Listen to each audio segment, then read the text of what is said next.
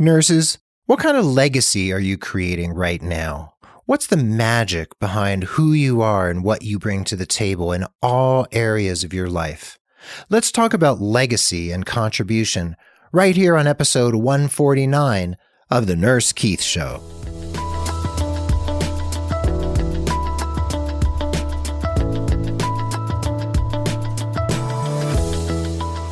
Hello, everyone, and welcome to the Nurse Keith Show. Thanks for being part of the Nurse Keith Nation, whether you're listening for the first time or you've been tuning in for months or years.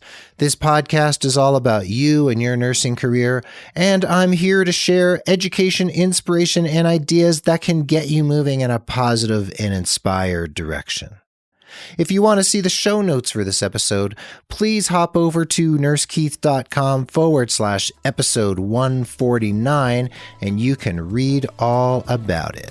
Anyway, I am thrilled you're here and I want to jump into the studio and get right into today's topic. So come on over with me.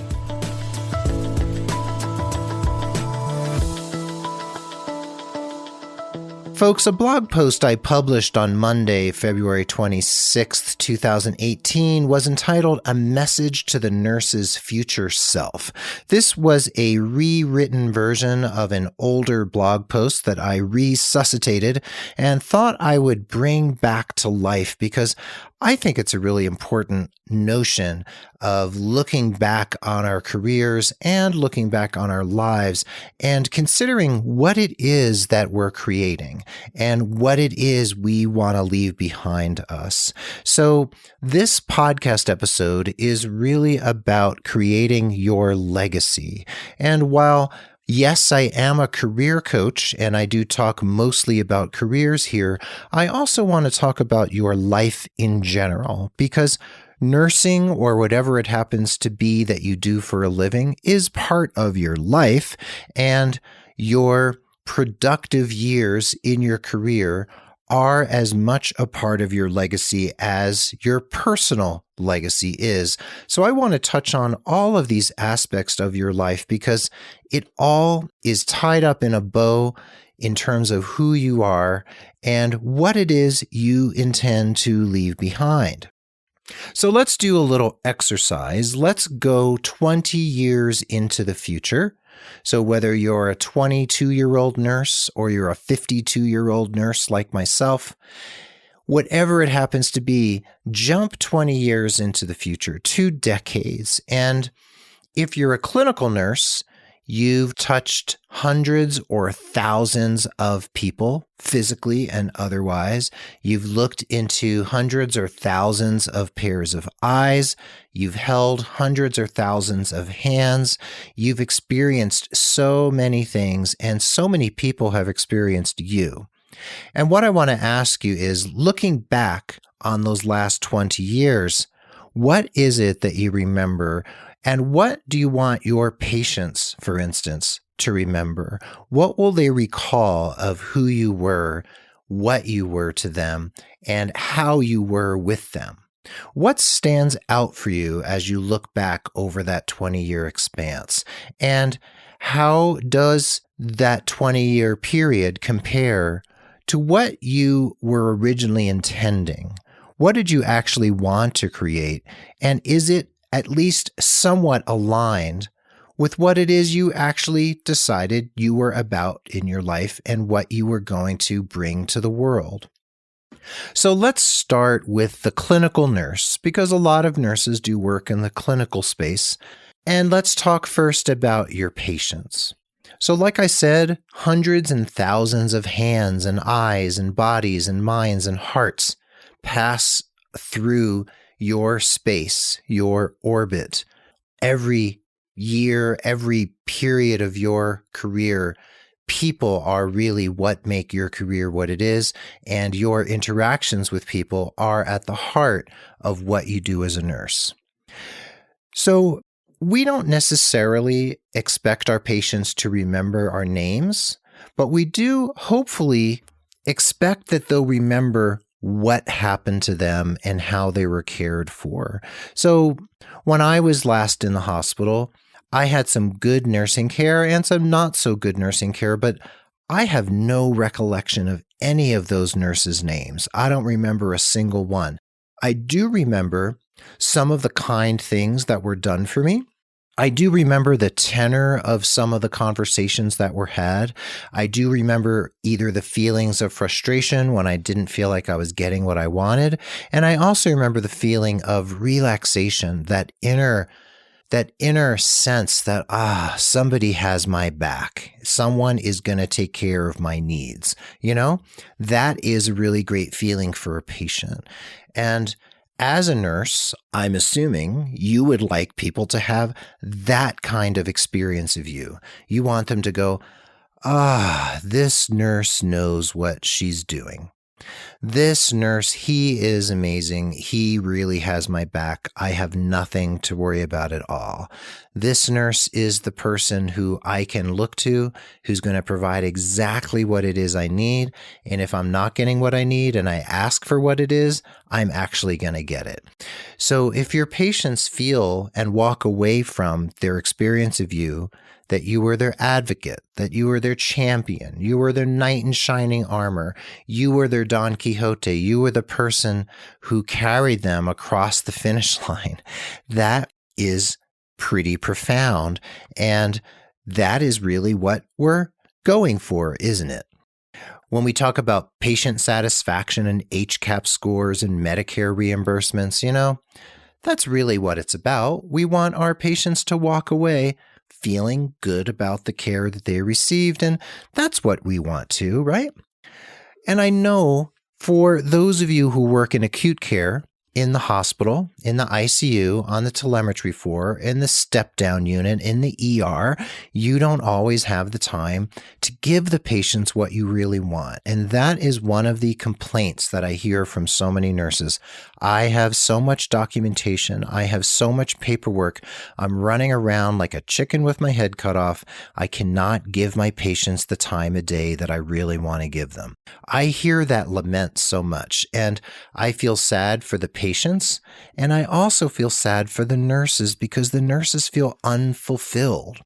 So if you're working in an environment where you don't feel that you can actually fulfill your potential as a healthcare provider and nurse, maybe you need to change the place where you are so that you can create the experience and the legacy and the memories that have been the driving force of why you're there in the first place. Now, some of you who've gotten to know me over the years know that I've worked mostly in home health. And in home health, I have had the experience of sitting in a patient's house, their castle. I am in their space. And no, there are no call bells. There's no colleagues calling for me from the hallway. There's no beeping machines to distract me. There's no intercoms or overheads. There's just me and my patient and maybe their dogs, their cats, their grandchildren running in and out of the house. It's a very different situation. I'm not saying that all of you need to become home health nurses because home health has its own challenges, of course, as well. But every venue, every type of nursing that you do is going to offer a different tenor of connection with your patients and different levels of opportunity to really connect.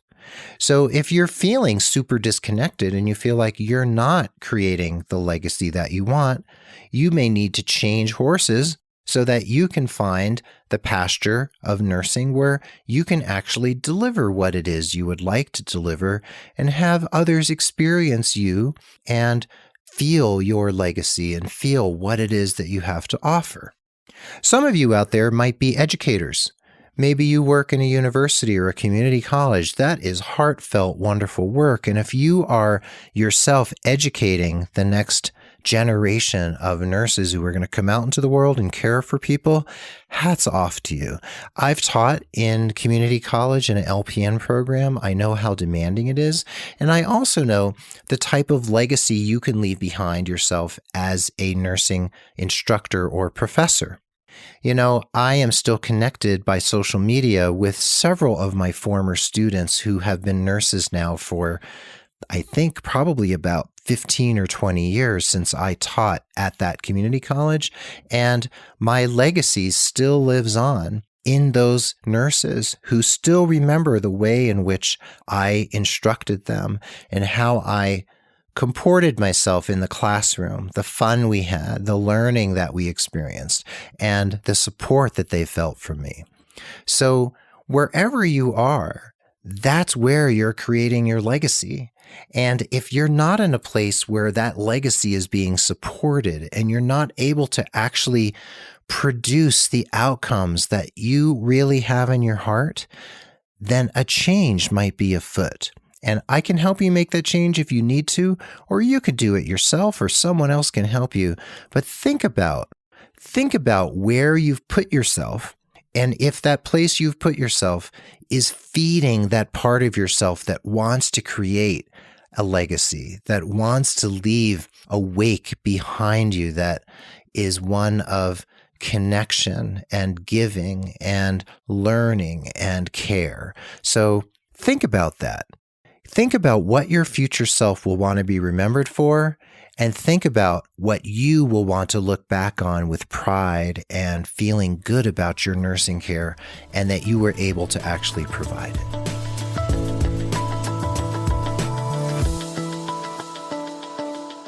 Now, friends, there's also your colleagues, there's your families, there's your communities, there's your schools, there's your neighborhoods, your relationships with friends and acquaintances and your networks.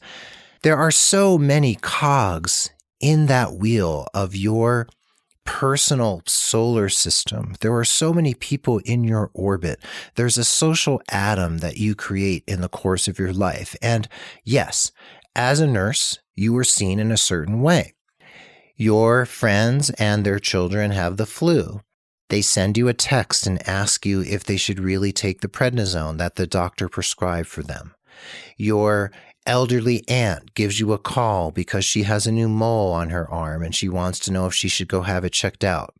Someone else calls you because they saw their doctor, but they don't trust what their doctor said to them. You have something to contribute, not just at work, not just to your patients and to your colleagues, but also to the wider world. You see, a nurse's legacy is more than just what he or she does on the unit or in home health or at the school or in the clinic. It's what they do anywhere they are, whether they're a researcher, an educator, an executive, or a floor nurse slogging it out every day on the unit. You see, over those 20 years that we're talking about, the 20 years that we're looking back on, we want to say, did those 20 years build you up? Did it build you up into the person and the professional and the community member that you wanted to be? Or did they tear you down?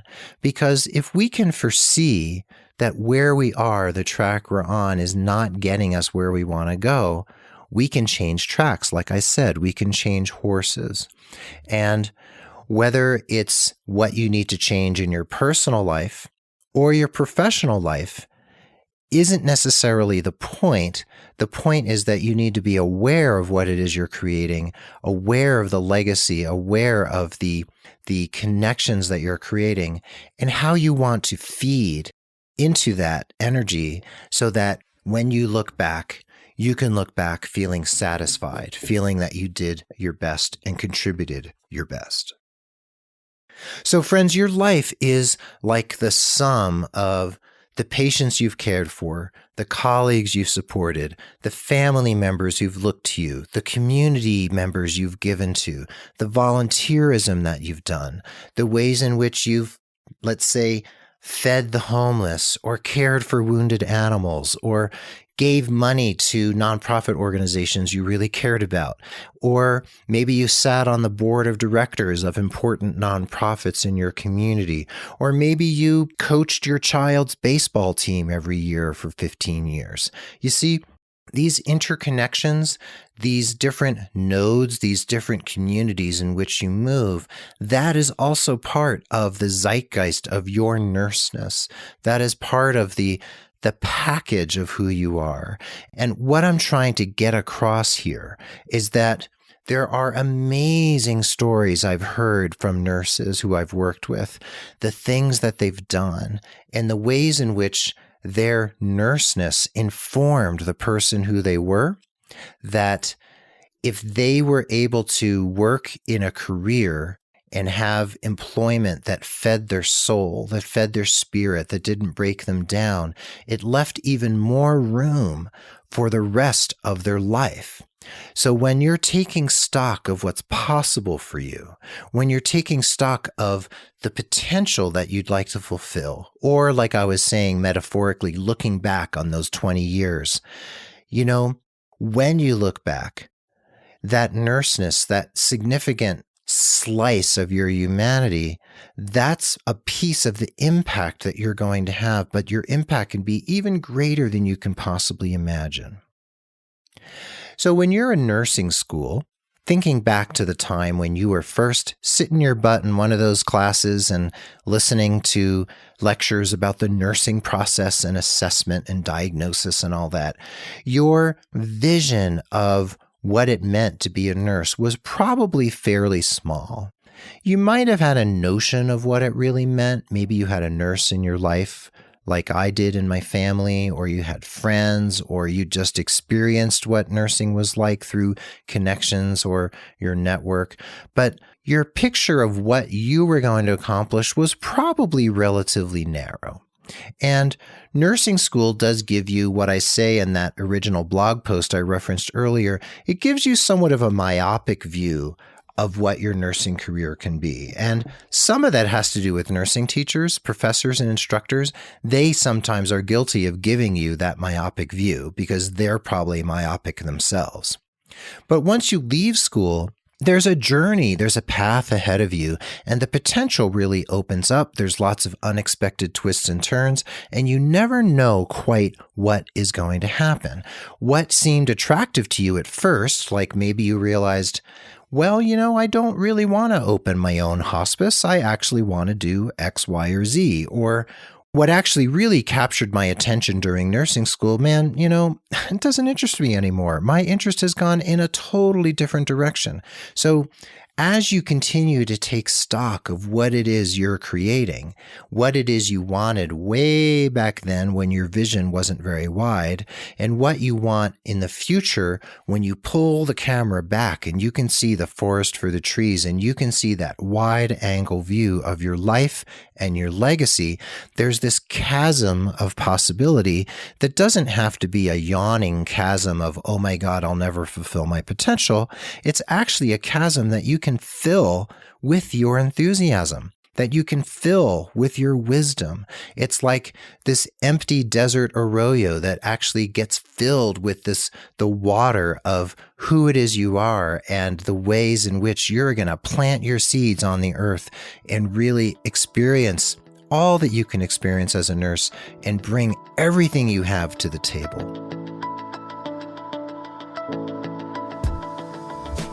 So folks, when you think about how you're going to look back on your nursing career and your life, is there anything that you think you need to change now, right now, in order to change the course of your future, either the midterm future or the long-term future? Is there something that you think could be more exciting? Is there something that might be more fulfilling? And do you feel like you're on the right track to get there? If you're feeling like, something isn't right, something is stuck, there's this place in which I feel like I am not quite there, I am feeling confused, or I'm feeling like, this is not where I wanted to be. This is not who I wanted to be. This is the time to lean in and start asking the hard questions. Now, if you talk with me, I may ask you some questions that make you feel a little bit uncomfortable. I might help you recognize the ways in which nursing has become a little burdensome to you, or the ways in which you've been closed-minded about your life, about your career. And I may want to start pointing you in the direction of, well, if you're burnt out right now, is that really contributing to the legacy of the career and the life that you set out to create at the onset? Are your colleagues, are the people around you also suffering? Is there something that you need to change so you don't end up like that battle axe nurse down the hallway who won't even look you in the eye because she's so unhappy, but she won't even talk about it. You know those kind of nurses that I'm talking about. So there's some murky and dangerous terrain out there in the healthcare world. There is some beautiful, inspiring terrain out there in the nursing and healthcare world. There's my friend Renee Thompson, who travels the country inspiring nurses to overcome bullying and incivility. She helps nursing and healthcare organizations to onboard their nurses in the most powerful ways possible so that they're effective employees and effective teams. There's my friend Caroline Cardenas, the hula hoop nurse who I've talked about before, who uses hula hoops and hoop dancing as a way of helping nurses and women with cancer get into their bodies and feel the beauty of who they are, and to use play as a form of self-healing. There's my mentor, Donna Cardillo, the inspiration nurse. She was, for me, the original nurse career coach. She no longer coaches people one-on-one. She's out there inspiring hundreds and thousands of people doing amazing work in the world. Or there's Michelle Podlesny, the president of the National Nurses in Business Association, who's inspiring nurses to become the most amazing entrepreneurs they can be. So there are role models out there of people who are giving to the world in very, very large ways. And I'm not saying that you have to be them. You might not want to write a nursing bestseller. You may not want to write a blog or podcast or coach or do any of those things. You might not want to hula hoop with people who have cancer.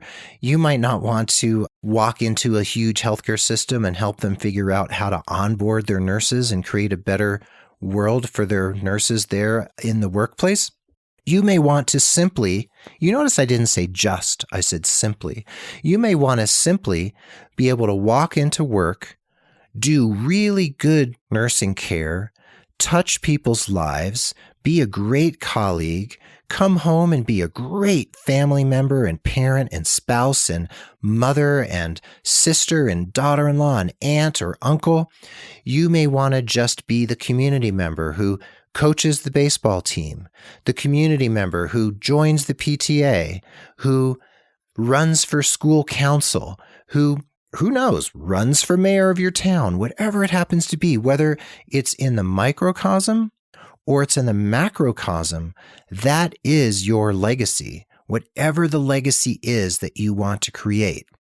Your legacy may be introverted, where you are touching one person at a time in very small private ways, or your legacy may be extremely extroverted, where you are touching whole communities or towns or countries or continents. So I'm not saying that your legacy needs to be anything in particular, other than it needs to be what it is you want it to be. And truly, truthfully, truth be told, you are the one who needs to create it. You can enlist others to help you. You can come to me. You can come to other people. You can find the people who will take you by the hand and lead you down the road where you need to go. But you're going to have to do the work, the day-to-day, grind-it-out hustle to create the life that you want. So folks, coming full circle, when you are 20 years hence, looking back, I want you to think about what you did, what the pivotal, crystallizing moments were that helped you realize that, yes, that was the moment where I needed to change my life. Or yes, that was the moment where I needed to make a new decision. Like about 14, 15, maybe even 18 months ago, the moment when I decided, yes, I'm going to quit my job as a CNO of a home health agency and I'm going to be 100% self-employed. That was a pivotal moment for me that took me about 7 years to get to.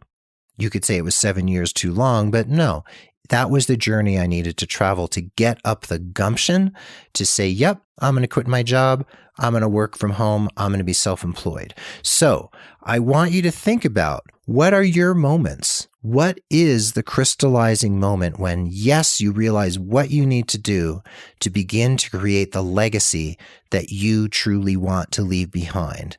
Like I said, it could be small. It could be enormous. it doesn't really matter as long as it's yours and you own it. So my friends, I want you to think hard. I want you to consider the future that you desire to create for yourself. And I want you to know that 20 years from now, you're going to look back and you're going to see the reality of how you acted righteously and how you lived authentically in the present moment to create that future.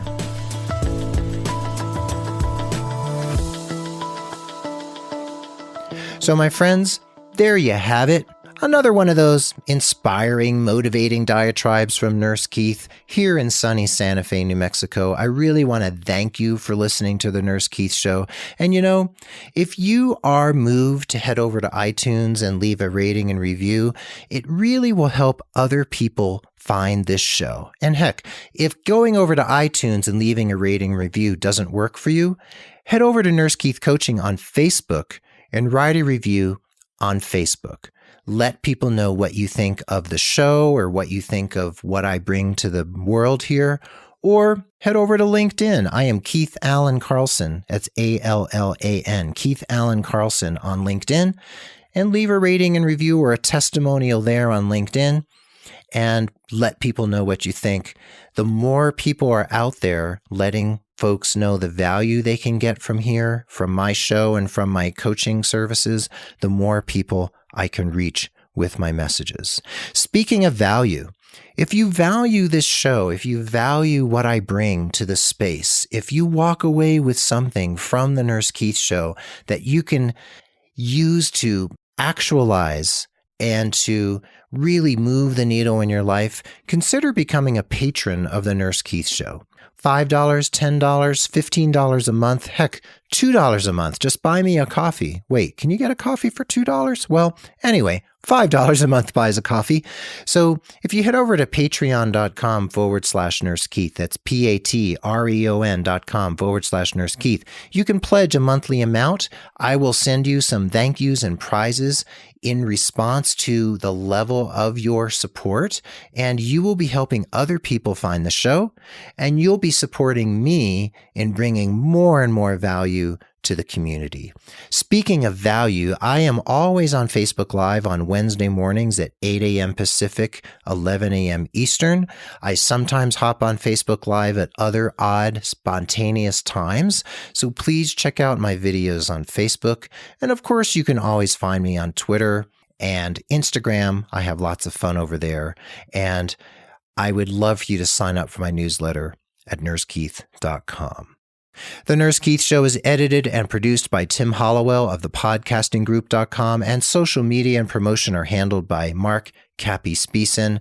My eternal and consistent gratitude to Tim and Mark for their help and their support. So folks, stay positive, care for yourself and others, take inspired action in the interest of your career, and keep tuning in again and again as we explore how to make your nursing career and your life and your legacy more inspired than you ever imagined. Be well, dig deep, stay curious, create success, seek joy, and keep in touch with me, Nurse Keith. Adios till next time from the Nurse Keith Nation here in Santa Fe, New Mexico. Adios.